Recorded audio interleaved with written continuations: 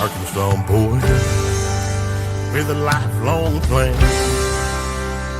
took the oath like his old man, then turned around proud and shook his hand.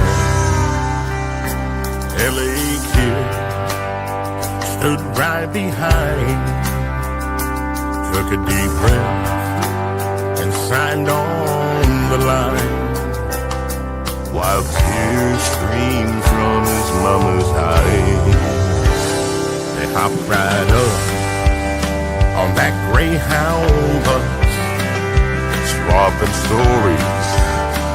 They laughed and cussed, and they talked about the girls that they loved. They made a pact, shined up their boots, got the call before it hit the news. No clue what they were about to do. Hey, ladies and gentlemen, it's Glenn Baker. Finish this fight hour on Tuesday, 3:30 p.m. Eastern time. Here we go. So we put out the little promo video yesterday for this upcoming episode. Guys, I'm going to tell you, we had about 10,000 people responding, pretty interested in this. I hope you're on today. We'll see what the numbers are when it's all said and done. But you can find us here on Facebook, X at Glenn Baker Band, Rumble at the Patriot Prayer Podcast, all those good places.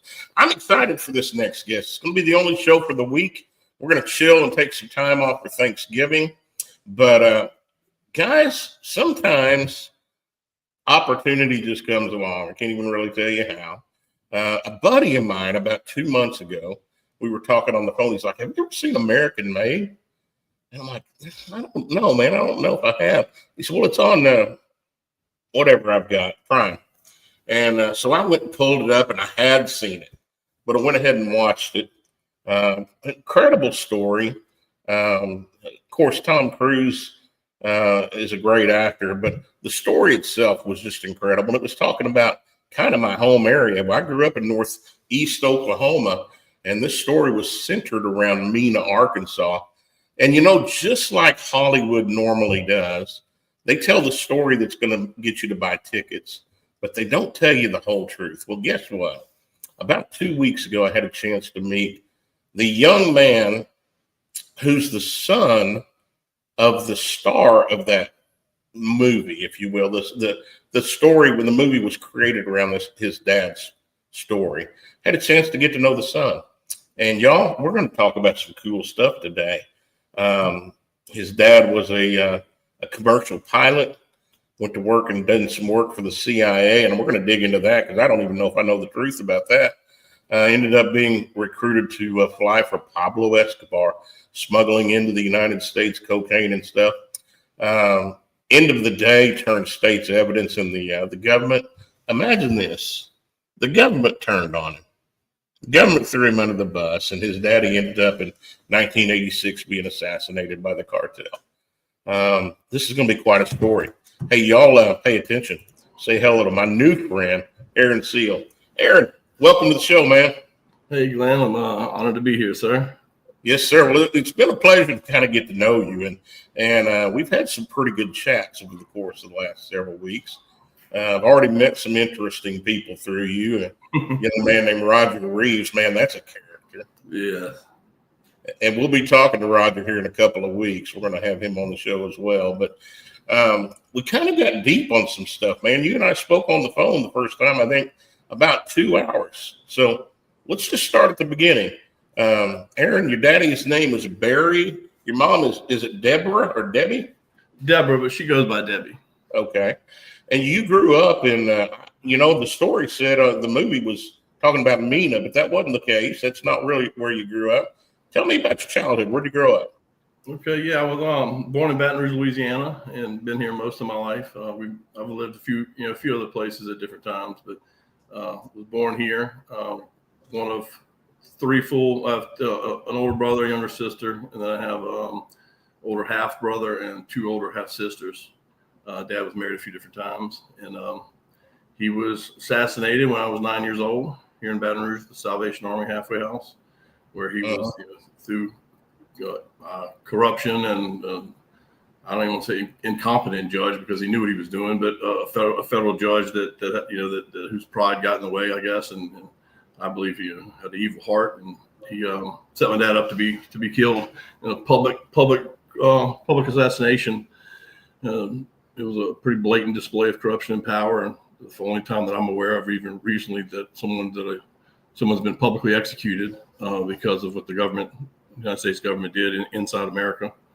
Man, there's so much leading up to that point too, but it's amazing to me. I'm one of these guys that up until about 8 years ago, I thought my government loved me, had my best interest in heart and that kind of thing. And it's a bunch of hooey-doo. With this country is still, I believe, one of the greatest countries in the world, but it's the people, not the government. This government's corrupt, and it's corrupt from the top to the bottom. So let's go back then to the Baton Rouge, and you grew up there. You were born in what year? I was born in 1976. You were a young whippersnapper then. I wish. You had a little gray in your beard too. This is not just for men. I'm allergic to just for men. So you grew up there. You knew Dad. As you got a little bit older, I guess you knew Dad was a commercial pilot because he was gone a lot. You knew he flew planes. Yeah, well, I knew Dad was a pilot. We grew up, as far back as I can remember. We were living when my mom that first got married, and my brother was real young. I was real young. Me and both still infants. We were living in a little apartment in Baton Rouge, but not long after that, we were living in a really nice house in a nice neighborhood. I have memories noticing the change and started realizing we were a little more affluent, but I just assumed Dad was a pilot. I assumed pilots made good money. He also had one of his cover businesses that he, his bought and sold airplanes. There was an airplane broker all over the world. And that was one of the ways that he, one of his fronts he did for the money he was making. And so I just assumed, it wasn't odd for Dad to be gone a lot. He's a pilot. That's what happens. Pilots fly, and every time they have to leave, and every time Dad came back, he was always very present and very, he was such a larger than life character, and he was so loving. And when he was back, you didn't notice that he had ever been gone because the world just revolved around him, and he always came back with presents for us to surprise us. And he brought me certain dogs home before. I was a big dog lover and still am, and he had this funny saying when he'd be going to leave, we'd sometimes like, oh no, Dad, we don't want you to leave, don't leave, and he would say, well, I gotta leave. And why you gotta leave, Dad? He said, I gotta see a man about a dog. And so I was like, oh, well, Dad might come back with a dog. So I wasn't happy for him to go, and hopefully he came back with something. Well, it's a lot of times as kids we don't pay a whole lot of attention to what's going on around us. Sounds like you knew a little something was changing. Coming from a real small apartment to what'd you say, a middle class home? I think he paid $350,000 for it cash back whenever. Well, that was a little bit above middle class back in that day. Then that was doing pretty good. And we Baton Rouge. Yeah, we had. I did know. I did notice we had several fleets of airplanes, helicopters. 4 or 5 helicopters. 5 or 6 airplanes at least. That was just the ones that I saw. He had other. One time when he was first getting into marijuana smuggling, he had. I think they were all 3 DC-10s that he was using for that because they had to be. You had to have a bigger space for cargo with the marijuana. And my dad had nicknamed his little fleet of planes the Marijuana Air Force. And so, I did notice. I did start to notice we were a little privileged, but I just thought it was, Dad's good at what he does, and he's a pilot. And that just comes with that life. Well, going back to as a child and then knowing what you know now, would you say Dad was legitimate when you were in the apartment and it was commercial? Yeah, well, I know. Yeah, I know now. I was born October 5th, 1976, and I think it was around that month. It was the first time I think he went, or may have been a year later. It was right around that time is when he made his first pot smuggling flight. So as I look back at it, I see Dad was married, had an ex-wife with an older half brother and half sister. At the time, my mom then had my older brother and me, so he had two infants and 2 other children he's paying for with the ex-wife. And I could see how he would hear the opportunity to go pick up some pot and make some good money, and I'd have done the same thing. Do you know how that first opportunity came about, Tim? Do you know that story? I don't remember exactly how it came about, but we went to Cartagena. No, I'm sorry, Santa Marta, Colombia, with him when we were very young. My sister had just been born. My dad was, that was Santa Marta. I learned that from Juan Pablo. He told me that that's considered the best weed in Colombia comes out of Santa Marta. Well, Dad was getting it from the mayor or governor, the mayor of the town of Santa Marta. And so we had flown down there with him one time as like a family vacation and went stayed at a hotel. We went had a big big feast at the mayor's house. And I guess I don't know if Dad was bringing him money or just we weren't bringing any pot back on that flight, but he's probably down there bringing him some money back. And so we went to meet him, and it was safe because it was the mayor and he was protected by everyone. And it was like people say a lot, when in the marijuana business, it was all it was a gentleman's game, and it was everything was done with a handshake. And then when the cocaine came around, business was no longer done with a handshake; it was done with a machine gun. Well, yeah, times were different back then too. We start talking about the cartel and things like that started getting big. So Dad was in the marijuana business shortly after you were born. Yeah. And how long did that go along where it was just him? It went on for about about 2 years, so 77 or 78 to about 80, and I think that's when he met. Well, Dad got arrested with a load of cocaine in Honduras. He had at some point, sometime along the way, he just, he realized that cocaine was easier, it had an ease in handling, and in his words, the ease of handling and profit structure were better with cocaine. So he got arrested in Honduras. He had a guy that had paid him to fly him back, and the guy had a suitcase of cocaine handcuffed to his wrist. And Dad was just flying the gentleman, giving him basically like a taxi service. And he had the officials paid off in Honduras where he had flown through there, had done this a couple of times, I guess, with the gentleman. And during that time, the government, the administration had changed in whoever he'd paid off. And so when Dad landed, what he did was drop the guy off on a little island outside of where they were landing. And then he went and landed to refuel. And so when the new leadership had not, were not the ones who had been paid off. So they, come up to his plane and want to search it. And since the guy was sitting on on this little island with the cocaine, all they found was a machine gun in the plane with Dad, but they arrested him for that. And then they went and, eventually figured out what was going on and searched the little island and found the guy with the coke. So Dad ended up in jail in Honduras for 9 months while they were gathering the money and figuring out, making the connections on who was in power now that they could pay off to have Dad released. Because, he had my uncles, I think, and a couple other people. They were going to come and break him out of the jail. They were going to come down there and with a helicopter and boats to do a little rescue. But because of the charges in that country, if they weren't officially dropped when he got back to America, they would then file charges on him. So the charges in Honduras had to be officially dropped. So Dad stayed in prison for 9 months there. We went down there and visited him. He had paid off all the officials in the jail where when my mom would go visit him, he would stay at the guards would bring him over to the hotel in town to the presidential suite, and my mom would be able to go visit him there. And so when we went down there, I remember because it was the first time I ever saw pigs and chickens on the beach. I just remember as a very young child, thought it was wild that the beach was covered with dead pigs and chickens running around. We'd chase them and stuff. And so going down there, Dad didn't want us to know what had happened to him. So we were told that Dad was working as a prison guard. So when we go down there to see him, we just think Dad's working at this jail as a guard. He was dressed up he paid one of them to wear the guard's outfit and hold a gun. And so when we get there, he looks like he's guarding the prison.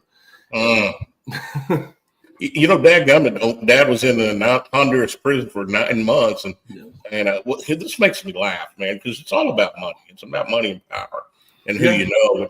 Yeah. The plan was his brothers or brother-in-law, whoever it was, come to break him out. But no, we probably better wait till these charges are dropped. Man, when you got those kind of options, and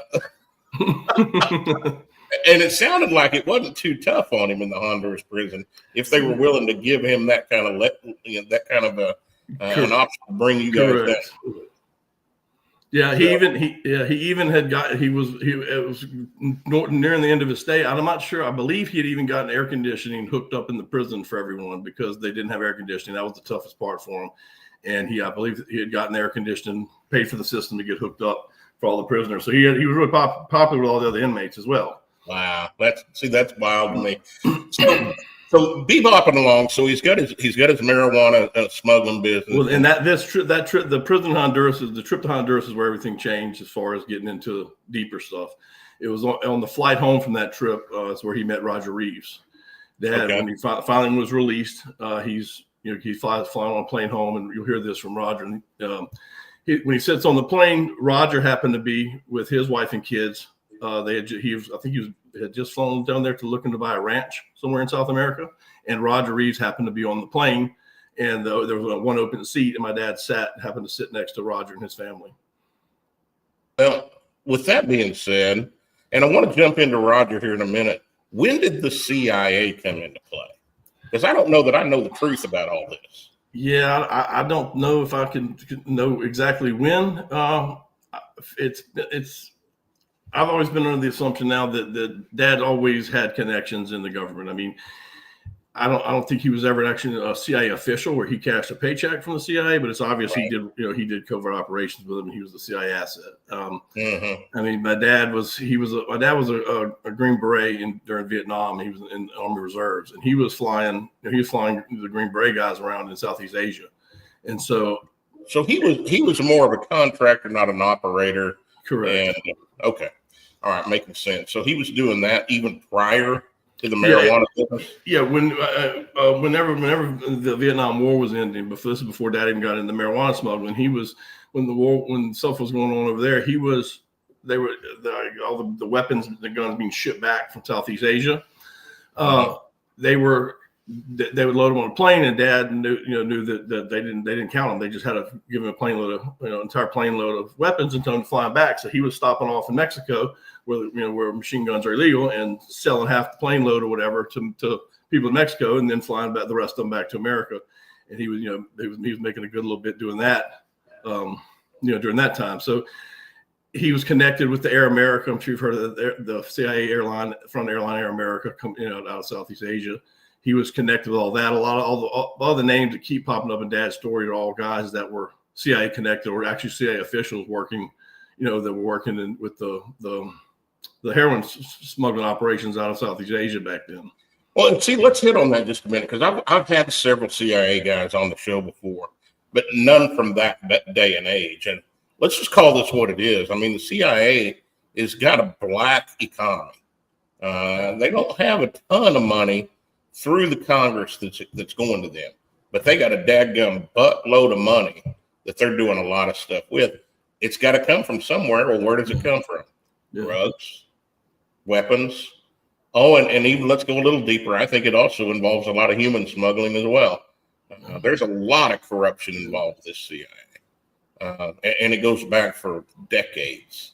And I think a lot of the confusion, and it was even for me, when I was much younger, that that the average person used to think, that there was a point in time years ago, if you said that the CIA was involved in drug smuggling and having drugs sold inside our country to fund a war, people looked at you like you're crazy. It sounded like conspiracy theory stuff. And I think the thing that people looked at, they think our government, like you said, our government's inherently good, they believe, and they wouldn't do that. And they don't understand the CIA and the DEA are different operations. They have the CIA would ask, isn't that wrong to bring drugs here? They said that's the DEA's problem. If they're so good at their job, let them deal with it. The CIA, they had a vow to stop communism, and by whatever means necessary. If they needed to sell drugs to get the money to fund communism, they either looked at that as the lesser of two evils. They're doing something for a greater good, or they just didn't care, and they were in it to also line their pockets as well, which I believe it's probably a little bit of both. Guaranteed. And I've got a buddy, Craig Sawyer, that's been on the show several times. Craig's former SEAL Team 6. He rescues children out of sex trafficking around the country. And I've learned a lot from that young man. He's a God-fearing warrior. But he made a point to me, and I believe it probably stands, not just for child sex trafficking, but for drugs or anything else illicit that's coming into this country. You're not going to get that into this country without the cooperation of the country. If they want it stopped, baby, it's stopping now. There's enough power, enough resources to shut it down. So what you're saying, if you think about it, makes a lot of sense. If they didn't want it here, it wouldn't be here, brother. Yeah. And then they take people like your dad, who was creative. Well, let's call it creative. He was creative. He got a plane full of weapons, and they didn't count them, so I'm gonna pop off a few of them down to Mexico. But I can't even really be mad at him for that. Would I do it? I hope I wouldn't do it, but it's pretty tempting. If you got when you got two ex-wives and four kids to feed, it changes it. At the end of the day, could we say Barry Seal was a criminal? I mean, I guess according to the laws of the land, could we say that we wouldn't do something of what he did? I don't know that, man, because I don't know the whole story. But everybody that I've talked to as I begin to research you and Roger and the things that have went on, nobody had a bad word to say about your dad. No. Everybody said he was a gentleman. Yeah, and the dad was a very, very loving guy, very charismatic, charming. He was very loyal to his friends. There was, as far as the people that he knew him, friends of his, and people in the Baton Rouge community growing up.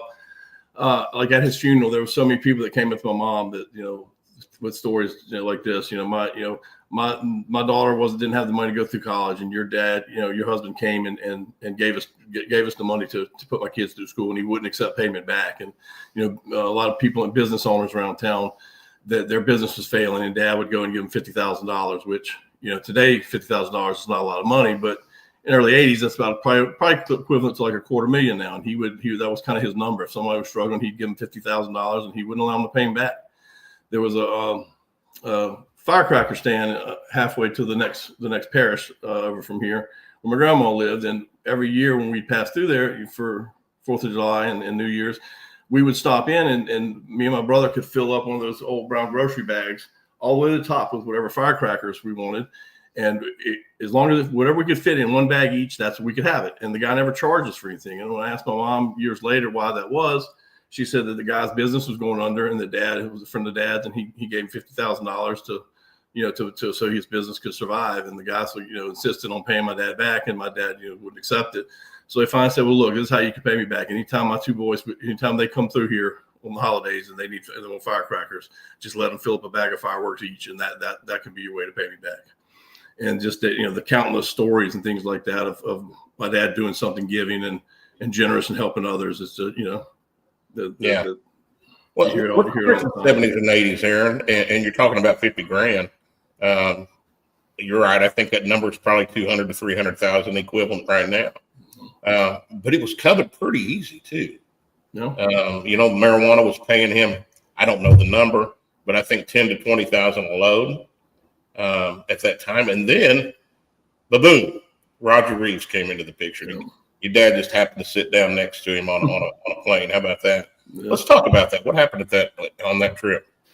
Okay, so I believe that when the plane was taking off, Roger says this. He sees my dad sitting down, and he thinks at first, this guy, he looked like some kind of federal agent or something. The way, because my dad didn't look like most South American people on the plane, or just like your average, Caucasian looking individual. He looked very distinguished, and Roger thought this. He thought maybe it was some kind of setup for someone to trying to sit by him. But then he realized that his daughter and wife had picked the seats that there wasn't someone went assigned next to him, and there was one seat open, and then he sits in it. And so Roger was already at that point a pretty.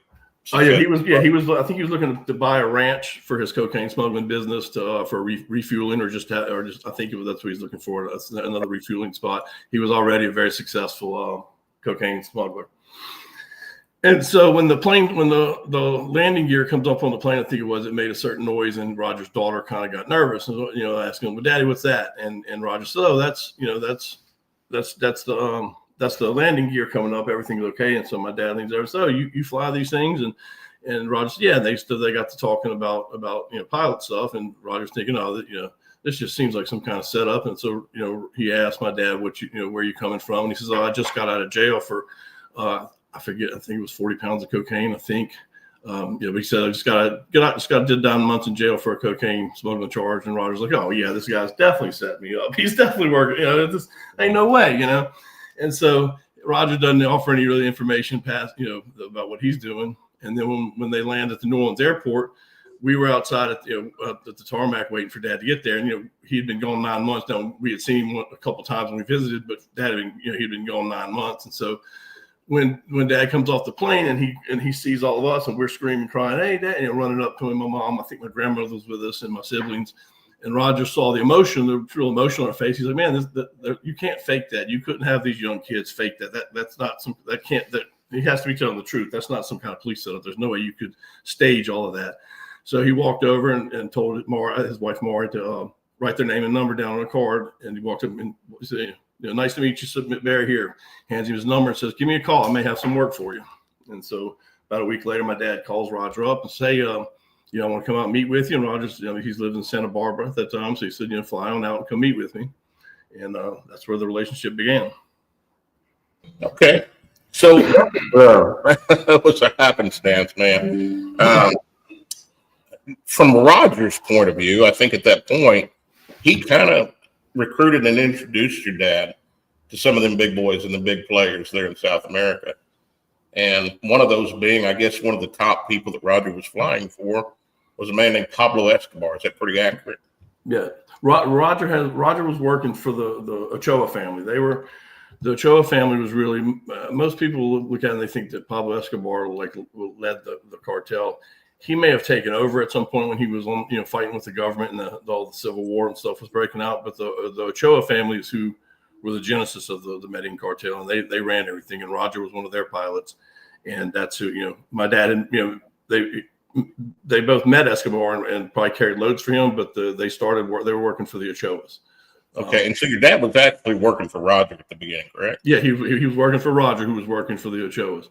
And I think Roger was paying Dad, $1.5 million a plane load, I believe it was. And I think Roger was getting $3 million, and he was paying Dad $1 million, I think. Where were they flying that to? Was that coming into the U.S.? Yeah, they were flying it up to when they first started. When they first were bringing it, Roger was flying it from South America up to Louisiana, to Lacombe, Louisiana, right outside of Slidell. There's a little small airport out there, I've been to Slidell, yes, sir. It's in Lacombe, little city, right in the little town right next to it. Yeah, they were flying in there, and Roger would land there, and then my dad was in charge of offloading the plane. And they loaded onto vans, and was just in charge of distributing it and getting it to the people in New Orleans, the mafia guys in New Orleans, or the cartel connections down in Miami. And then Roger, one of the trips when Roger was flying in, it was they were obviously making these plane landings at night and doing all this, and it was really dark, and it just happened to be a really, really foggy night. And that the fog coming off Lake Pontchartrain and in the swamp. If you've ever been up in there at that time, or out in those marshes, you know how that is. And it was so foggy, Roger couldn't see the land in the dark at the little airport out there. So he circled around till he was about to run out of fuel, where he just had to land. And so he had to fly over to the New Orleans airport and landed at the New Orleans airport with a airplane loaded with cocaine from front to back. So he parks on the tarmac and he's just waiting. He said that it was so foggy, the airport was closed. So there was no one there. It was one of the few times they actually closed the airport because of the fog. So he's sitting out there hoping no one comes up and, he's going to arrest it. And right before the sun comes up, when the fog's lifting, he hurries up, cranks the plane up and takes off and gets out of there. So after that experience, he said, he was just, I'm going to get caught doing this. It's just, there's no reason for me to keep doing this. He asked my dad, Barry, would you meet me halfway and pick up the loads? And my dad was, more than eager to do it. So at that point, Roger started flying, I believe, up to Nicaragua is where he would fly up to Nicaragua, and my dad would meet him there and, swap it over to my dad's plane, and then he would fly it back and still do the distribution to okay. New Orleans or Miami. Well, down the road, there becomes another pretty big connection. In fact, probably the one that's closest to my not my heart, but my brain, is where did Mina come into play for your dad? How did that all come? Excuse me. Yeah, it's there was at some point during the Dad and Roger's relationship, Dad started bringing. He was paying off officials, and there was officials in Louisiana that he was paying off for cover at times. And at some point, he started paying off officials in Mina, Arkansas. I think because there was a lot of police agencies in Louisiana that were starting to follow Dad, or at least knew of what was going on, or trying to figure it out. So he was flying. They started taking the loads to Mina, Arkansas, and from how Roger tells it, Dad would tell him, it's going to be $50,000 extra to land in Mina with protection, where I can't get caught. But every time my wheels of the plane touch the ground, it's going to be $50,000, and it's paid all the way to the top. So Roger was more than happy to spend the extra money to have the loads, covered like that. And no chance. Roger's thought was this, Roger, so he couldn't get in trouble. He couldn't get caught flying it from Colombia to Nicaragua because they were protected. And then if Barry can fly it from Nicaragua to Mena, Arkansas with it protected, we've got, basically a license to do this. It's, we've got a clear sailing. Let's dig a little deeper here, Aaron. Let's tell people what Mena is, because maybe a lot of people don't know.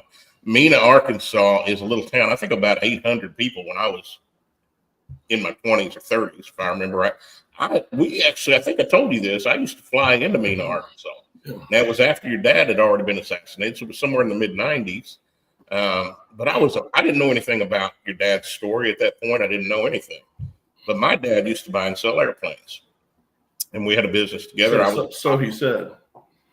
Pretty convinced my dad was telling me the truth. And he would like pick me up. I would be running the business. Had a pretty good sized business. And I'm like, come on, boy, let's go get us a hamburger. And we jump in his little 182 and fly to Mena, Arkansas. First time. And dude, when we flew in that thing, I'm thinking a town of 800. It's going to be like every other VSO we're out there, small, one runway. Brother, this thing, 800 people in this town had an airport big enough to land jumbo jets. And I'm talking like 757s or 737s or whatever. I'm not a big jet guy. I don't know those numbers. But full-size commercial airplanes can land there. And there were several of them. Yeah. And I was like, what in the crap is going on for this little old hick town in northwest Arkansas, or really west Arkansas, I guess, that they can land these kind of jets. And so here I am 30-something years later talking to the man that probably that airport was built around exactly what he was doing. Is that a fair statement? Yeah, I'd say so. I mean, my first memories of the Mena airport, my brother and I occasionally would fly up there with Dad if Mom was needing a break from the kids, and we flew up there with him. I just knew that Dad had used an airport up there. I can still remember the hangar. Rich Mountain Aviation was the name of it, and Dad had he was using the hangars, but I didn't think it was really strange because for him to have the entire hangar, because Dad had the same thing at the airport in Baton Rouge. He kept his Learjet in in Baton Rouge, at the private airport here, Ryan Airport, all the planes were kept out. Everybody parked their plane, outside, and Dad was the only one who was able to park his Learjet inside the hangar. And so that wasn't really odd to me, for him to have the whole airport up there. I just knew Dad was he was who he just kind of got things done like that. And what was so odd to me is seeing like a yellow Air Hawaii plane there, and I saw those things. Yeah. And to this day, I don't know why they would have them there. Although I'm sure there was something going on that was not maybe on the up and up. Yeah. Well, I mean, they were what they were doing there. It was Terry Reed. He's a former CIA agent, and he was actual CIA official. He worked for the agency, and he's got a great documentary called The Mena Connection. He works for the CIA, and he was introduced. He talks about he was introduced to my dad by Bill Clinton. He was assigned by Bill Clinton to my dad to help him to. Terry was a CIA agent, but also a very, very skilled pilot, and he was brought to Mena to help train pilots in touch and go landings and night landings and flying weapons and stuff for the war in Nicaragua. And that's along the line of the Contra, isn't it? The Iran-Contra stuff. Correct. The Iran-Contra thing. And Terry Reeves said, "Look, I met Barry Seal from Bill Clinton, and I was assigned to him, and Terry had gotten into it because he was a patriot and was working for the CIA, and that's just a lifelong military career and CIA career, and that's what he did. And when he started noticing that there was more going on than just training Contra pilots and training, for the war effort, and there was cocaine and other things being brought back, he wanted out, and he tried to get away from everything, and the government put out shoot on sight orders on him and his wife, said that they had stolen an airplane and that they were fugitives and that they were armed and dangerous. And him and his wife fled, and they chased him all over the country for years and years and years. And Terry, through different court cases that they brought against him and his wife fighting it, they eventually were exonerated through every battle that they put up against them. And Terry's made it a lifelong mission of his to try to expose the corruption up there with the Clintons. And that's some good stuff that you just said. Just because he didn't go along with their illegal plan, there's a hit put out on him, and of course, an accusation that wasn't true. I've dealt with something along that line now, Aaron. There wasn't ever a hit on me, but I spent 73 days in 2 jails in 2017 for something I didn't know had even taken place and had nothing to do with, and there was no evidence against me at all. When that happened to me, I realized when I got out, I've lost everything. Home, car. In 73 days, I lost everything. Home, car, 80% of my business, and then my eyesight and my right eye. Yeah. And I realized we've got a form of freedom here, but it's not the freedom that I fought for. So this happened to the CIA guy, Terry. But here's something that's real important. Let me just do this. My name is Glenn Baker. I'm of sound body and mind, and I'm not suicidal. Yeah, good idea. I'm gonna do this. Yeah, if I turn up dead in the next couple of days or weeks or whatever, I didn't kill myself either. Yeah, no. So there's some deep stuff there, and you start talking about Bill Clinton. I was connected in Northeast Arkansas. I was in Desert Storm out of the 142nd Field Artillery out of Siloam Springs, Arkansas. Brother Bill Clinton's the one that signed my order to be deployed. So I know a little bit about the guy, but nothing to the point that Mr. Roger Reeves and your daddy knew. And I was talking with Roger the other day, and he told me a story about your dad. And it was like this. It was, imagine going into a strip joint and seeing Bill Clinton there and a guy walking in with a suitcase and handing him $1.5 million. Yeah. Your daddy paid off a former president before he was president for protection to fly this stuff in from South America. And that's just the truth, directly from somebody that was assassinated and set up to die. And that scenario that Roger was describing is actually, that was a scene that was in one of the original scripts for the American-made movie. It was first titled Mina when they first had bought the script for it. That was a scene in the movie that they had, and as we were getting the movie's being made right before the 2016 election, when Trump and Hillary were going against each other, and so someone at the last minute convinced Universal Studios not to include that scene of the strip club in the final cut, and so it was. I wonder who that could have been. It was nixed from the movie, and the title was changed to American Made. Right. Mina. Well, that's a whole other rabbit hole. But boys and girls and ladies and gentlemen, whoever's watching this, don't get it twisted. CIA is deeply involved in Hollywood. Project Mockingbird is real, y'all. Yeah. They got a lot of ties there, and most of what you see is not by accident. So just like that, I mean, they could have put the truth out there, but it was more about, let's give them a little bit of something, but we're going to only entertain them. One of the other things I learned from Terry Reed, he says that Oliver North was also CIA, and he was my dad's CIA handler, and that Terry's got firsthand knowledge of that he's been in meetings with both of them, and that and he went by, I believe his because they use aliases, that he didn't go, when he's doing his CIA stuff, he didn't go by Oliver North. That his CIA name was John Cathy, I believe was what it was. I've heard that name before. Didn't realize that. Or Dan Cathy, something. John or Dan. I think John or Dan Cathy is what his alias in this is when he's doing that. So, Aaron, probably I've never had somebody like you on my show, honestly. But when you and I spoke, the reason I brought it on is because I'm a dadgum patriot, man. I'm a warrior. I fought for this country. I wear a different uniform now. It's usually a cowboy hat and sunglasses. But it's still, to the day I die, I will fight for this country. And people need to know that what you see is not what you get. And that's on both sides of the aisle. We're not talking about Democrat or Republican, because it's two wings of the same dadgum bird. Do I think there's some good people in government? I think there's probably a few, but most of them that go in get bought out. I had a chance to interview and get to know Colonel Allen West, who was a great patriot man. I love him. He's a gentleman. But I asked him as he went into Congress, how did you stay out of being controlled?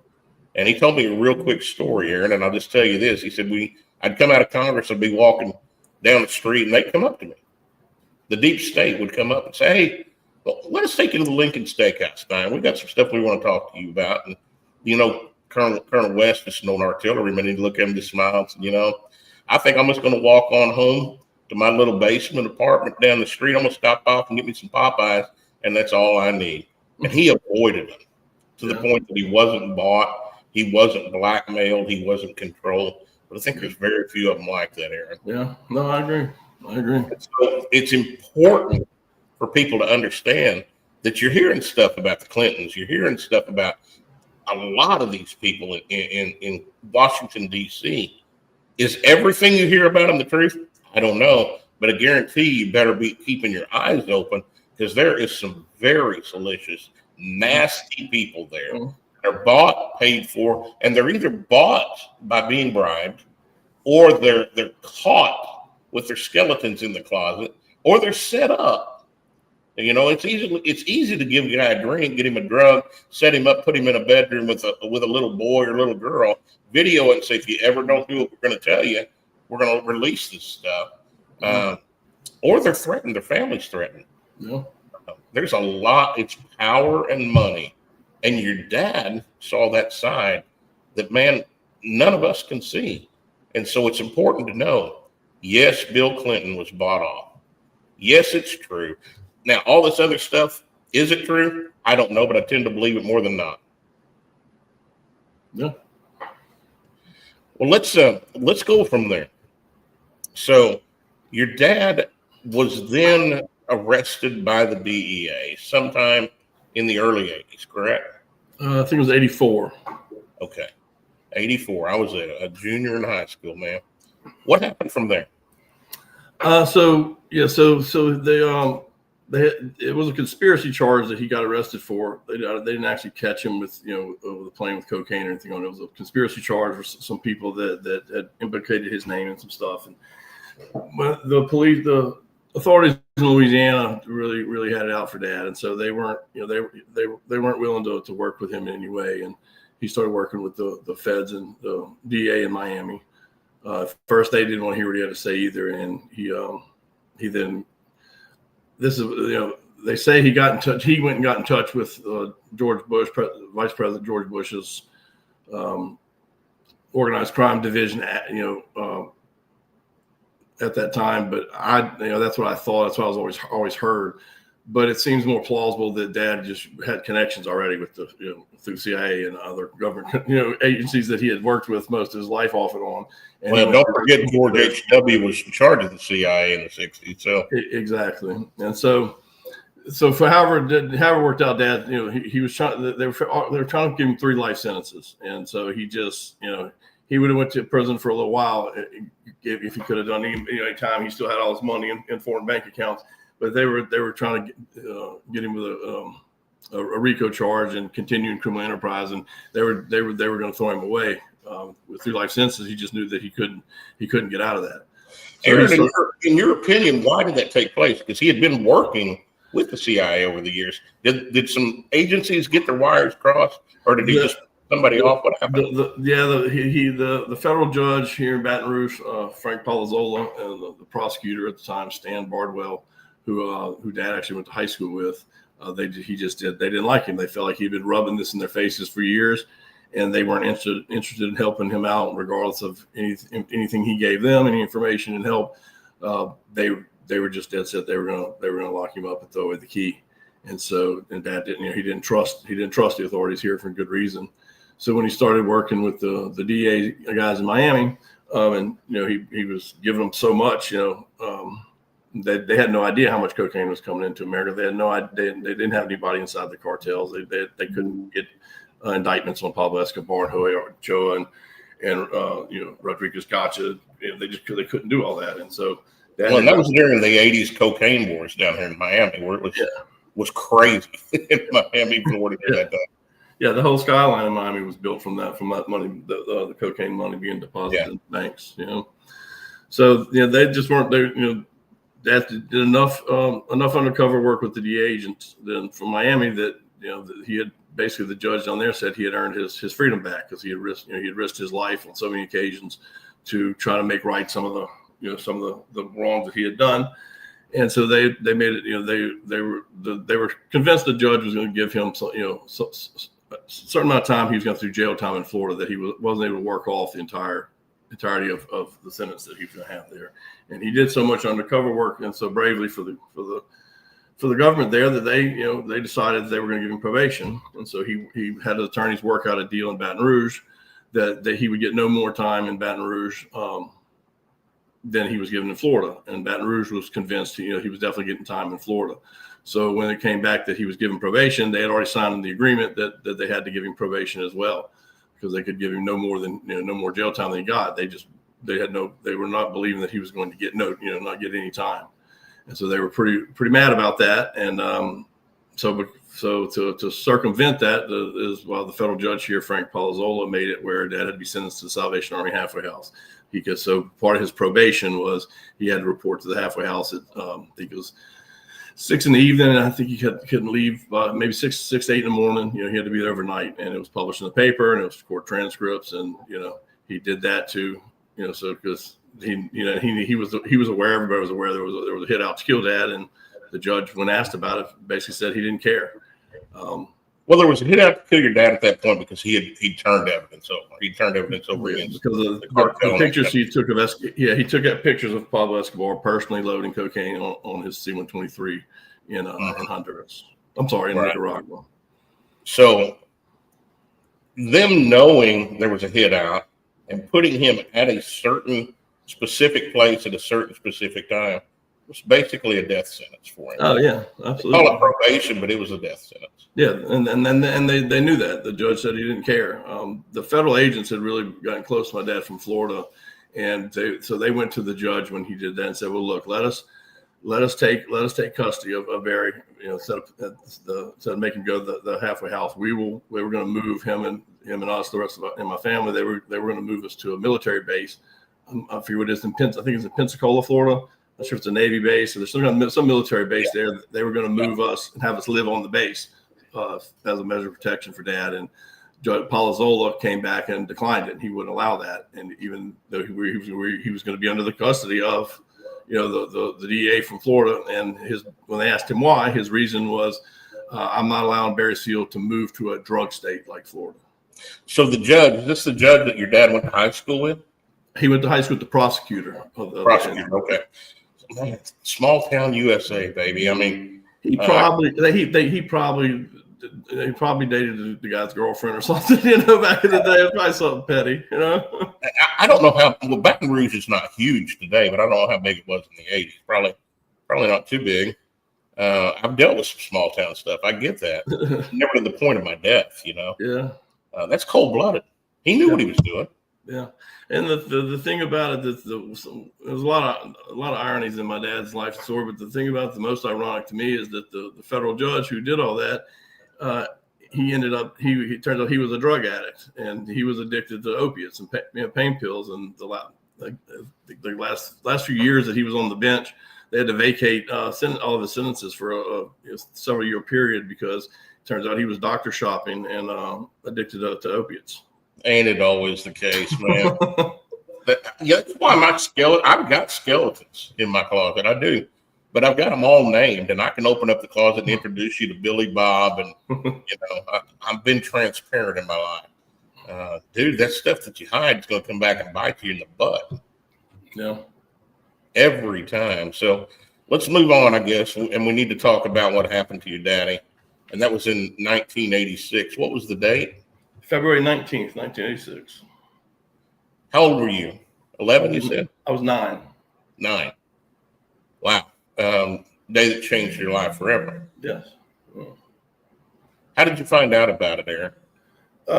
On that day, for some reason, I had to stay after school that day. I'm not sure what it was for. And so my mom and dad had picked me up from school, and we stopped at little restaurant right there on Perkins Road in Baton Rouge, and we were meeting with it was an architect guy that was meeting us there because my dad and mom were looking at getting tennis courts and a pool put into the yard next, the side yard of our house. And so we just sat and ate, and I was just listening to the adults talk about their stuff, and And then at one point, my dad looks at his watch and he's like, "Oh shit, Debbie, it's close to for like 5:30. I got to get going." So he kissed me on the cheek, bye, jumps in his car, and he takes off. And my mom and I, got in her car and went to the house. But when we get there, I'm outside playing basketball with one of the guys that worked for my dad, who kind of did work around our house. It's got Pat, and he kind of did yard work and just helped things like that and anything with us kids. And him and I were playing basketball, and next thing you know, my mom comes running down the sidewalk out the house, real frantic, saying, Pat, get the kids in the car. Hurry, Barry's been shot. And so, we kind of gather up, get in the car, and Pat's driving, and my mom and those kids in the car. We're driving on Perkins Road. And so Pat said, "Well, Debbie, which hospital? You didn't tell me which hospital it is. Baton Rouge has a few hospitals." So she's like, I don't know. I forgot to ask. So he pulls over to the gas station on Texaco on the corner of Perkins and Bluebonnet at the time. And Mom goes over to the payphone to call back the gentleman who had told her this. And so she still tells us, stay in the car, kids, you'll stay in the car. Well, I got out the car and was kind of listening and walking towards her. And I just heard Mom saying, "Is he definitely dead? Is he definitely dead?" And the gentleman on the phone saying, "Debbie, don't come out here. We're not at Barry's not at a hospital. We're still at the Salvation Army, and do not come here. Do not bring your kids here." Yeah. And her shoulders slumped down and hung up the phone. And she was crying and said, "Aaron, get back in the car." And we got back in the car and went home. And then family and friends there started showing up, and it was. I realized it was real. Wow. There's a whole lot more we can dig into, and I think I want to bring you back and do another show, and we may bring Roger on, and we're going to talk about some other stuff in a few minutes too. Let's lighten it up a little bit, and it's really not light. And then we're going to come back and want to talk about your story and how your life changed. What are you working on right now? I asked you when we got on here a while ago if there was anything you'd like to promote, and something that's going on in your life right now. What's that? Yeah, well, for one thing, I just started a YouTube channel where I'm going to release some things of some content related to my dad, and some if I get enough followers, I may release some home videos I have of I have some videos of some 300 kilos being dropped during the daytime down the road from here, and so it's all on video. I may put that out at some point, but the YouTube channel is at Aaron Seal Official if anybody wants to follow it. I've got 1 or 2 videos up now, and I'll be putting more stuff up as we go. Okay. At Aaron Seal Official on YouTube. Yes, sir. Okay. And then we also got something you're working on for a buddy of yours. Yeah, something that's really close to my heart. If people feel led to donate to this, I've got a good friend I've known, David Hart. I've known him for probably about 35 plus years. And about a month or so ago, David had a stroke, and it's left him paralyzed. The entire body's paralyzed, where it's something they call locked-in syndrome. I had never heard of it. The only movement he has is he can blink his eyes up and down to say yes, to communicate back yes or no when you speak to him. And I was up there Sunday to visit him for the first time, and it's exactly as everybody's described. He's completely paralyzed, and when he saw me, when I saw his face, he kind of gave me a little half smile. He was able to smirk a little bit, and he said using his eyes to communicate. And right, he's a really good guy, and we've got a GoFundMe going. His best friend Adam Campo, who's someone I've known same amount of time as Dave, is very honorable man, and got this set up to try to get some money for David's sister so she can care for him full time. Okay. And so the GoFundMe Save Dave. I know you got the link up there. We're trying to raise $50,000 to try to provide him some kind of life, some kind of quality of life while he's battling this. And so mostly I ask for people if they would pray for David and his family, but also if they feel led, if people would be willing to donate to the GoFundMe so we can try to help this family during this time.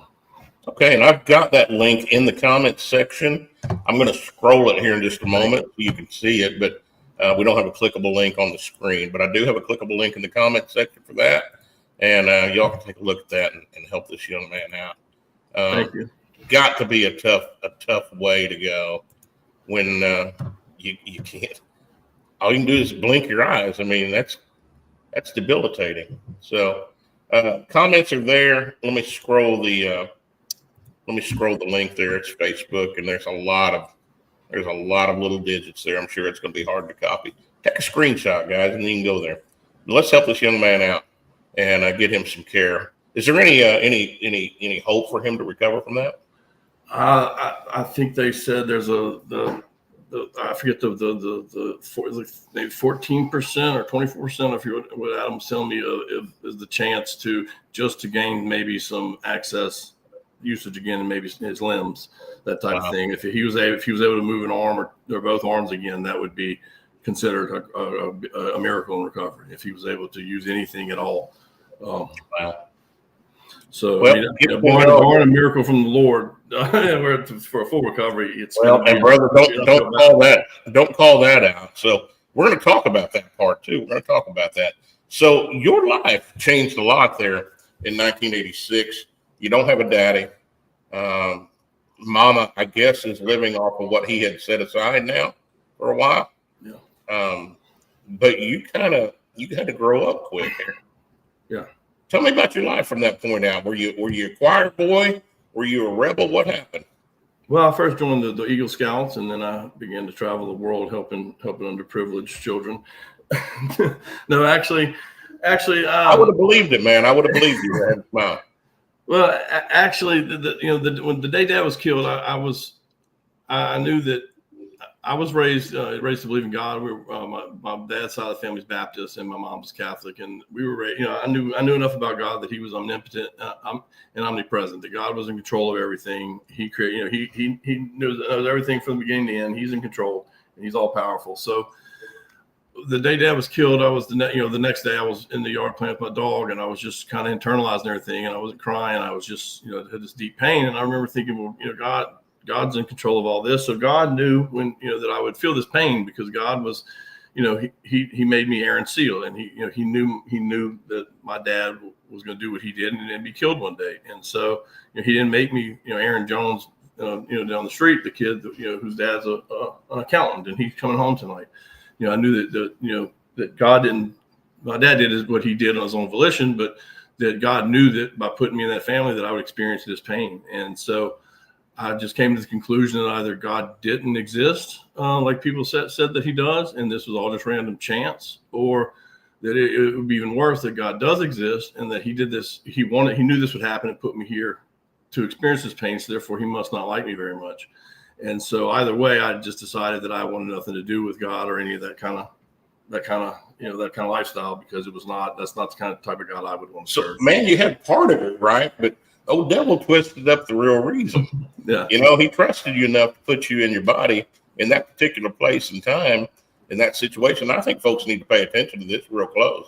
If you're going through some hell right now, here's the thing. God trusted you enough to know that you could handle it if you just lean on Him. And He's always got a plan. He's always got a plan. And He'll use that stuff that you're going through to make things better for you, to give you a purpose, to give you a mission. But the devil twisted that all up. So you started down a bad path, man. Yeah. So I as I got a little older, I was always getting in bar fights and fighting around town and just, stuff like that, which I didn't consider that too bad.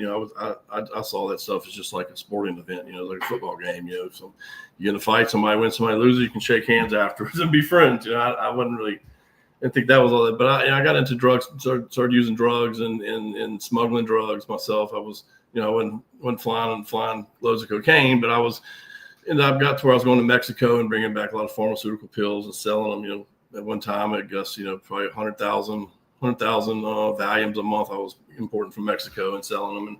And for that age, making some pretty good money. And well, during that time, the drug use was getting pretty out of control, and my personal drug use was getting to where I was, it was kind of a dark place. And I had a lot of people around me that I trusted who spoke about God in a way that seemed authentic and seemed, just different than this abstract view of God that if He even existed, that I thought that He was. And so, I remember one day I was driving down the road in my work van right before things got real dark. But it was when I realized life was starting to I could see where it's going to get out of control. And I remember crying out to God, thinking about this God and saying, if you're real, I don't even believe you're real, but if I don't know. And the issues I have with you, if you are real, but I remember thinking and speaking out loud, God, if you're real and you're good, like people say, then, if you can prove that to me, then I would serve you. I would dedicate my life to that. If you were not this, if you're not the God that I thought that you were. And at that moment, I felt the weight of the world just lift off my shoulders. I felt this peace.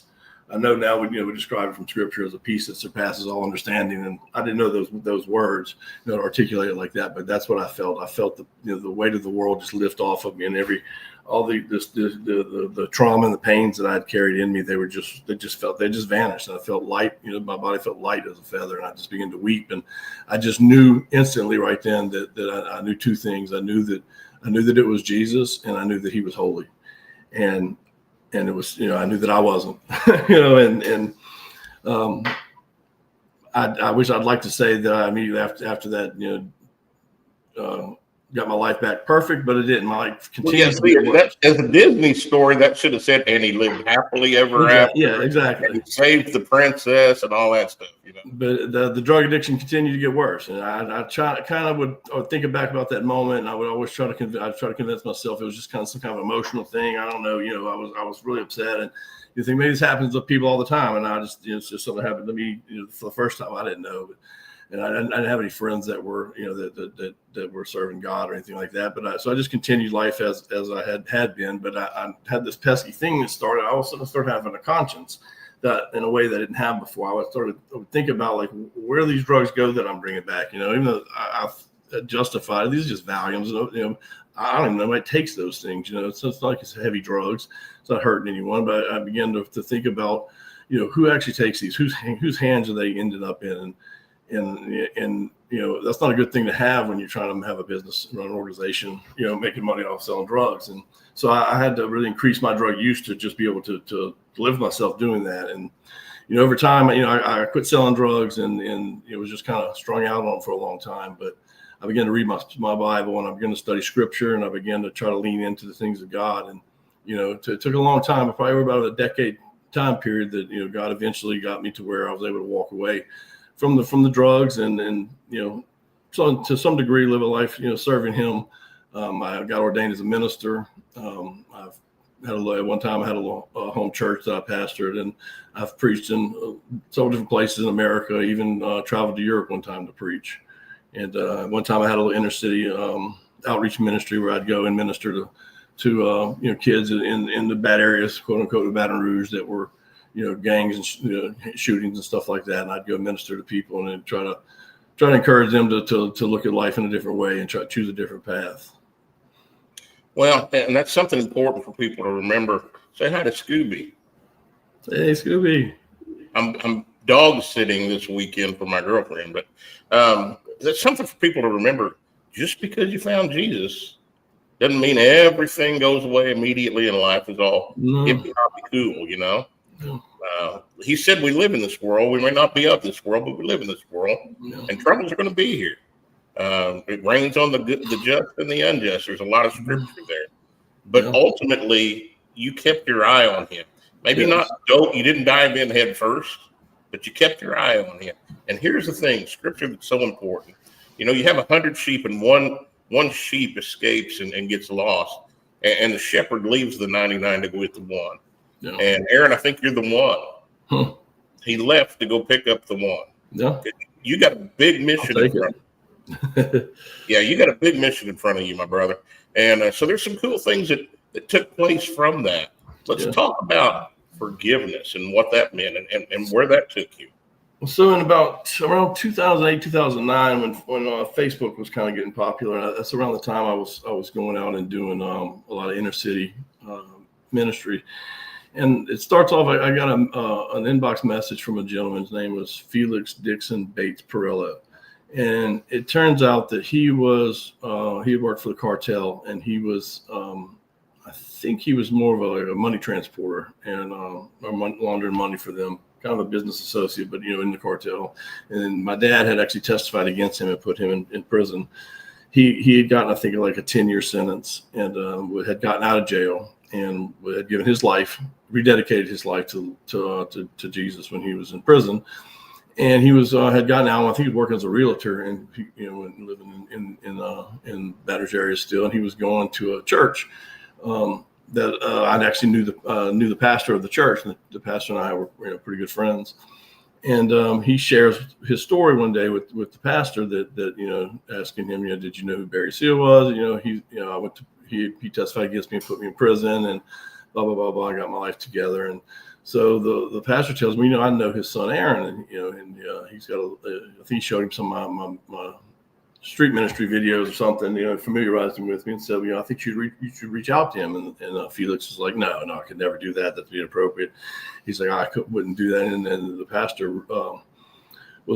name is Ricky Sinclair, and Brother Ricky was like, man, I really think Aaron would receive it well. He's a believer, and I think he would receive you very well. So Felix, sent me a message telling me all this on Facebook. And so it was at that moment I realized, okay, these are not just stories I grew up with, and stories that you read. And there are lives out there that were affected by my father in one way or the other, negative and positive. And with social media now, there's actual people getting out of prison who what my dad did affected them in whatever way. And these people are looks like they're going to start to cross my path, or could. And so I need to decide how I'm going to react to this. Is this something I just want to ignore? Is this something? Do I want to get angry at him for contacting me? How do I want to respond to this? And what would I be preaching when I'm out there talking to people about, and what would be the right thing to do? And so I took the opportunity. I said, well, look, I hope you could, hope you'll forgive my dad. Be willing to forgive him for what he did, for testifying against you and putting you in prison. He was, very like, oh no, Aaron, what your dad did actually saved my life. He said I was I'd gotten into a lot of darkness that I didn't, intend to get in, and the cartel probably would have killed me at some point anyway. What your dad did actually probably saved my life, and definitely it helped me to get back on track and get my life back, serving God. So he was really, good with it, and so through that, he and I started to become pretty good friends, and he tragically died before I got to meet him in person of a heart attack. But that set the precedent for me of how I decided I was going to react and deal with these things if it ever came across me. Things from my dad's story that now intersecting with my life as an adult. And well, it's one thing to give forgiveness. It's another thing. It's another thing to give forgiveness to somebody that's taken everything from you, and that's how this progressed, if I understand correctly. Correct. Yeah, this was what laid the foundation for what would happen next for me. We're running a little bit long, and I don't mind if you don't mind. No, I'm fine. But let's tell the folks in the rest of that part of the story. You reached out and actually went and visited in prison the men that killed your father.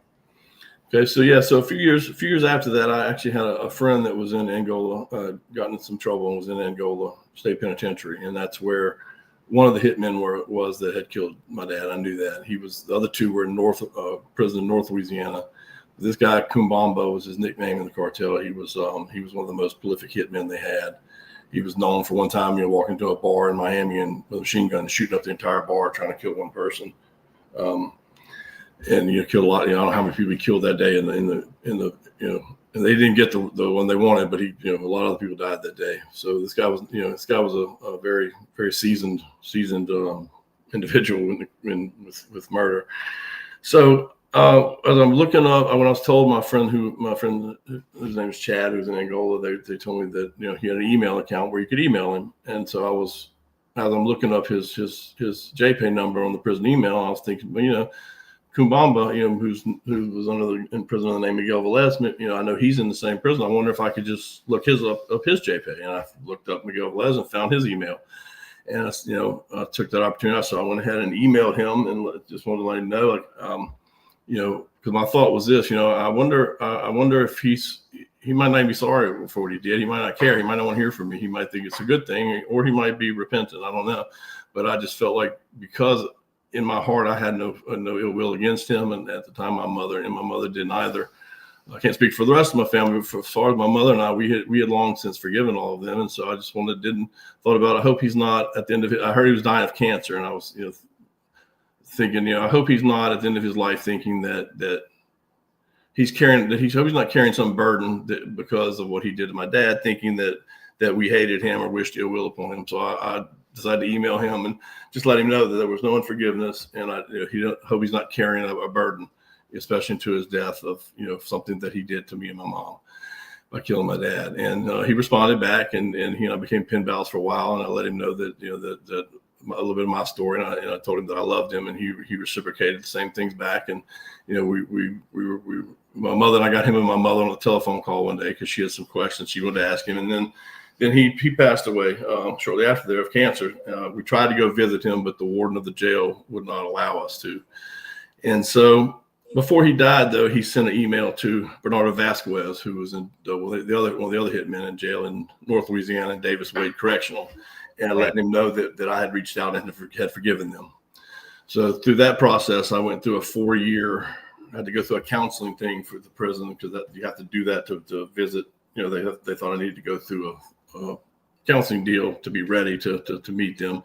So COVID hit, it ended up being 4 years, but I ended up getting to go visit Bernardo Vasquez in Davis Wade Correctional and spend the day with him, and got to hug him and offer him forgiveness in person, and took a picture hugging him and stuff. And the thing with that is, it's he wasn't even really, he's not even really sorry for killing my dad. And I appreciate the honesty. He wouldn't say, I'm sorry that I murdered Barry Seal. He felt he was just doing what his boss asked me to do, and it was the right thing to do because my dad was harming his friends. But he was sorry because he had felt so much pain when his parents had died. He said, but as a human being, I'm sorry that I played a part in taking someone's father from them. He was repentant and sorry for that, but he wasn't sorry that it was Barry Seal that he did that to. But I offered him friendship and forgiveness anyway. Man, that's some deep stuff right there, because that's indoctrination to a deep level. Basically, he was just doing his job. You could ask warriors, the people that have been in war, SEALs, special forces, Rangers, things that have killed the enemy. They would probably say the same thing. Yeah. I'm not sorry that I killed him. Yeah. I am probably sorry that somebody lost their son or their husband or their dad. Yeah. That's a different mentality, man. That's yeah. I mean, from what I took from him, he said, the boss asked me to do something, I was happy to do it. It was like Escobar was like a god to him. It said 40 years later, he's still, the boss asked me to do it. I'm not sorry for that. He asked me to do it, and I did it. And one of the things that he shared was that when they were first going to do the hit, when they were told that, when they're getting information on my dad, they were told he stands for Salvation Army. They were like, well, how are we going to do this? We're not going to be able to, we're not going to do it. We're going to get caught or get killed ourselves because he's protected by an army. They thought that he was Salvation Army meant he was staying on an army base protected by soldiers. They didn't know what it was. And they thought, well, sure he is. Someone that we're trying to kill this has as much money out on him that won't kill too bad. Surely that makes sense. He's being protected by soldiers on an army base. So when they find out what the Salvation Army was, they were blown away. Like, why would they put this guy right here? There's no soldiers there. This is a facility for homeless people and stuff around that community outreach. Like they were like, well, surely they must want us to do this, or they wouldn't have put him here and put it in the paper. We thought he was protected by a battalion. Right. Too good to be true, man. That was too easy. So then, and then years before that, I reached out. While this process was going on in 2016, I had read online there was about a story about Pablo Escobar's son, Juan Pablo Escobar, who it turns out he's the same age as me. He was born, I think he's a few months after I was born. I knew Pablo Escobar had children.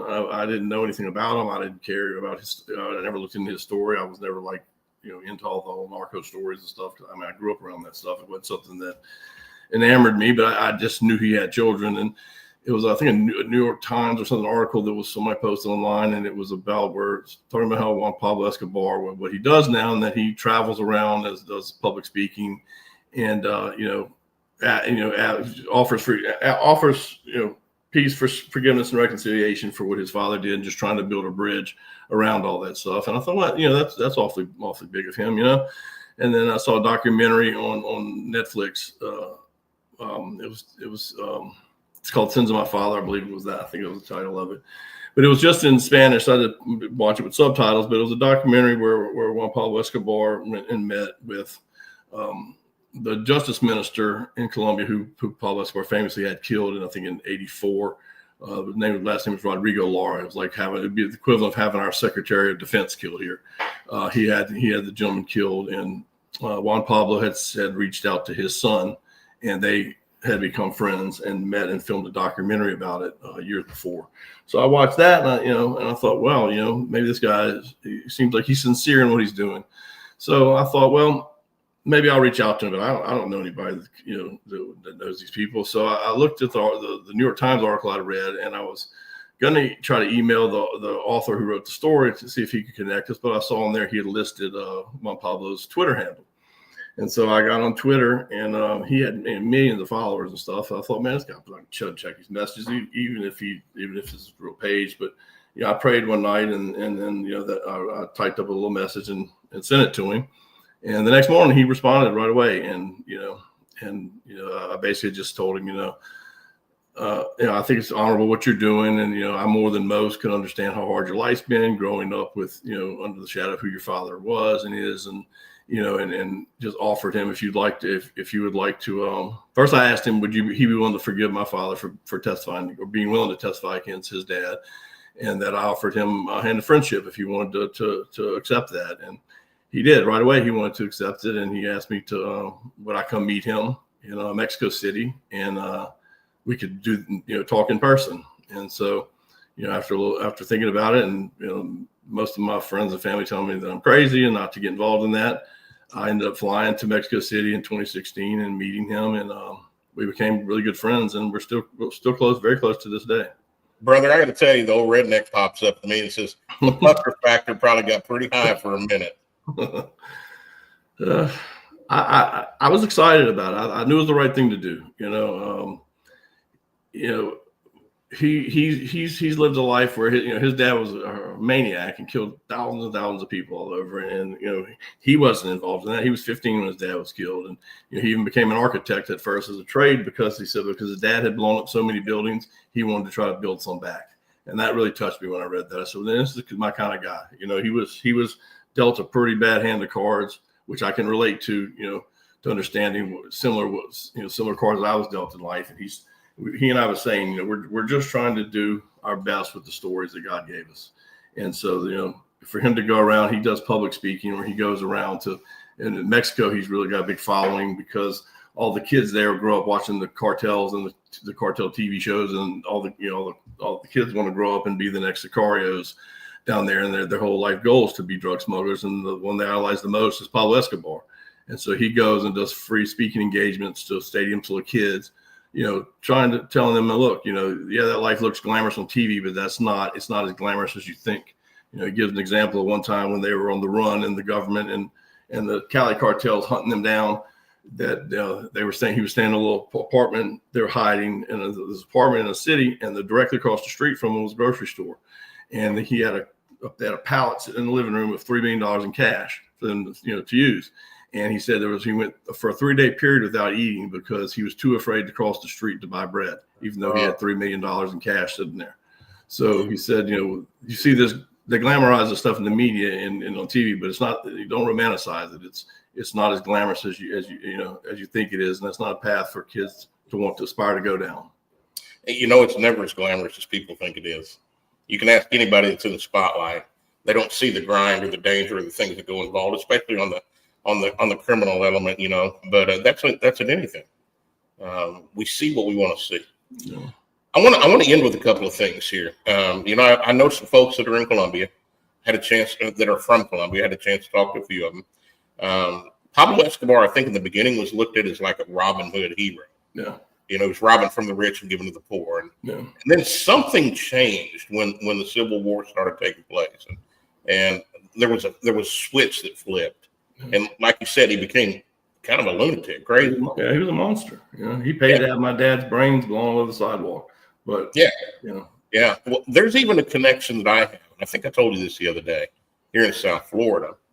Juan Pablo's going around also asking people for forgiveness, which is kind of ironic. You two are on the same path, similar. But I've got a friend here. In fact, I've had her on my show. Her name is Debbie. She's Chinese, was born in Venezuela. No, I'm sorry, born in Panama, raised in Venezuela and educated in Mexico. And she is a U.S. citizen now. She's been a widow for many years. Her husband died when her 3 boys were young. But when she was 22, she was an executive of a big company out of Venezuela and used to travel to Colombia an awful lot. And when I told her this story the other day that you and I had chatted, and I told her about Juan Pablo, her whole demeanor changed a little bit. And when she was going to Colombia during that time, was in the height of the Pablo Escobar craziness.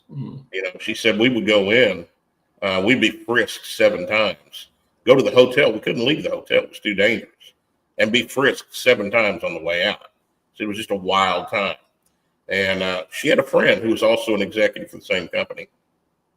And this female friend of hers ended up being on the flight that Juan Pablo blew out of the air. Pablo Escobar, yeah. Out of all the people in the world you and I meet, you meet Juan Pablo, ask for forgiveness. I have a friend who had a very close friend that was killed by his father. What are the odds of that, man? Yeah. Pretty astronomical. You ought to buy a copy of his book, Infraganti. The whole first chapter in the book he wrote talks about me reaching out to him and flying down there and meeting him and how that whole relationship was formed. I think she'd get a lot out of that. I think so too. I think there's more to this story as well, though. And I want us to come back and do some other stuff together. 2 things I'd like to end this with today, Aaron.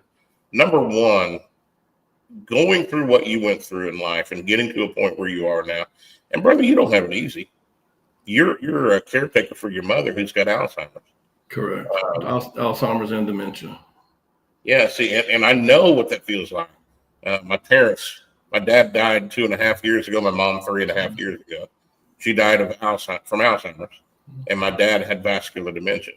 And I struggled with that because you kind of made a joke a while ago about I told my dad was buying and selling airplanes. He said that as far as you knew, and that's hilarious, especially coming from where you're coming from. But my mom and dad were actually some of the most godly people that I've ever known in my life, and I struggled with their end of life story. You would think there'd be a reward. I mean, they were retired; they could just have a great life and then go to sleep and wake up in heaven. But they didn't. I had to put them in assisted living in 2017. My mom had Alzheimer's, diagnosed for 14 years. It's a rough way to go. So I understand your plight. But coming from where you were and where you were born into, what you grew up with, what you went through as far as drugs and using and dealing and to where you are now, if you had to tell younger folks right now one thing, as a word of advice from a guy that's lived it, what would you have to say? As far as using drugs, I don't think it's a good idea. It's not. It's something that looks like just like what Juan Pablo talks about with selling drugs. Same thing, selling them, use them. It looks glamorous, and for a while it is, and it's fun, and it can be exciting. But it always ends in death. It always ends in destruction. Yeah. Anything we do like that's when we submit our lives to something other than God, the end of it is not going to be good. It's not going to be beneficial. And well, the word says, "For the wages of sin is death." It's not just physical death; it's eternal death. Your dad. It always takes more from us than we sign up for. Yeah. Well, your dad had more money than probably he ever would have needed. Heard stories, money buried everywhere, stored everywhere. I mean, all over the place. Yeah. More money than he ever needed. But at the end of his life, he was murdered in front of the Salvation Army. And the IRS had just seized everything, everything they could get their hands on. They'd taken everything from us. Yeah. At the end of the day, I think your dad would have said probably it wasn't worth it. No. One more thing. Actually, my dad, and we'll have to get on this the next time, but my part of my spiritual journey, after I had my conversion, I found out a year or two later. Well, actually, and I've learned this while I was in prison arrested in jail for something that I didn't do. And you know about that, don't we? I'm already getting upset with this God again because I'm like, wait, I gave my life to you a year ago, and now I'm in jail for the worst charge I've ever had, and I'm actually completely innocent for this. I'm like, this is pretty, this is this is just reinforcing what I always thought about you before. Well, during that stint in prison, I was in there with a guy who I had known previously. And I found out through him in a church he would go to his parents. My dad had actually given his life to the Lord a few months before he was assassinated.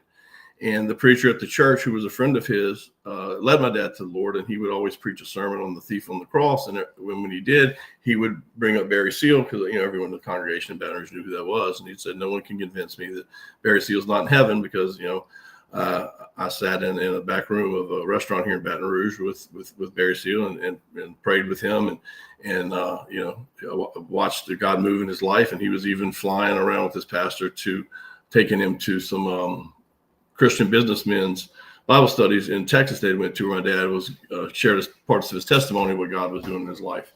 And then he was, that was a few months before he was assassinated. And I find this out from a fellow inmate sitting in jail in 1999. And when I heard that, I felt walls falling down in my spirit. That's amazing to hear, man. And I'm happy to hear that, actually. That confirmation is pretty important for you as an adult. Yes. Amen. Let's end with this, because we've gone, I don't know, close to half an hour over. And again, I'm okay with that. I'm sorry to be so long-winded. No, not at all. I mean, we could go 3 hours, I think, and have plenty to talk about. Here's a tough one maybe for you. And Aaron, if it's too tough to say, I'd rather not answer that. Okay.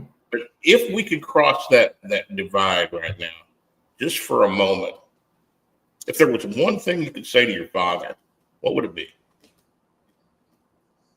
I hope he's proud of me. Isn't that the truth? I think I'd say the same thing to my dad. And I believe he would be. I think he would be too, because I'm proud of you. Thank you. Likewise. Well, my friend, I appreciate you taking the time to do this. Thank you for having me. I'm going to get in touch with Roger. I want to bring him on here in a few weeks. I want to chat with you backstage about some possibilities, but hey, there may be a chance we can do something together, and we'll see if Juan Pablo is interested in joining us. I'll definitely ask him. Yes.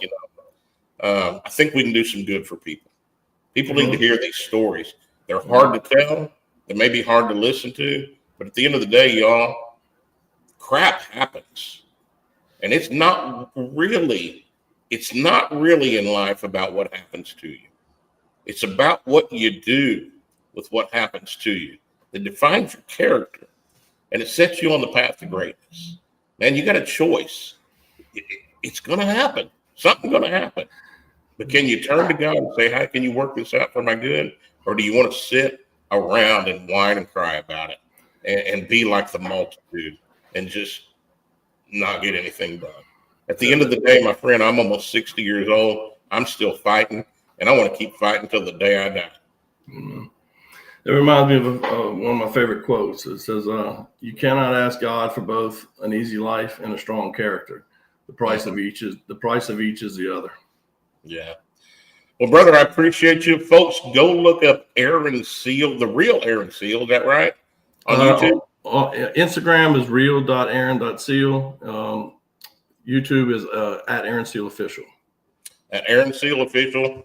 Instagram, real.aaron.seal. Look this guy up. Give him a follow. Shoot, I bet he would even answer a message if you asked him a question. And Aaron, stick around. I want to talk to you backstage. Y'all, I'm taking the rest of the week off. I'm gonna go get my mama's cornbread dressing recipe out, and I'm gonna be shooting up some cornbread dressing and having Happy Thanksgiving. Yes, sir. Happy Thanksgiving to you and yours. Join us the following week. I'll put out my schedule. I don't know exactly who we got on Tuesday. I'm not worried about it. I'm just going to get a little bit fatter before I start getting a little bit thinner. But here's the thing I want you to know. Jesus is Lord. He loves you. And Uncle Glenn loves you too. And I will see you on the other side. Forward, halt, left, left, left, right. Your left, left, left, right.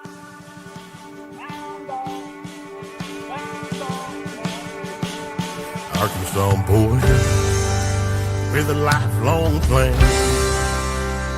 took the oath like his old man. then turned around proud and shook his hand. L.A.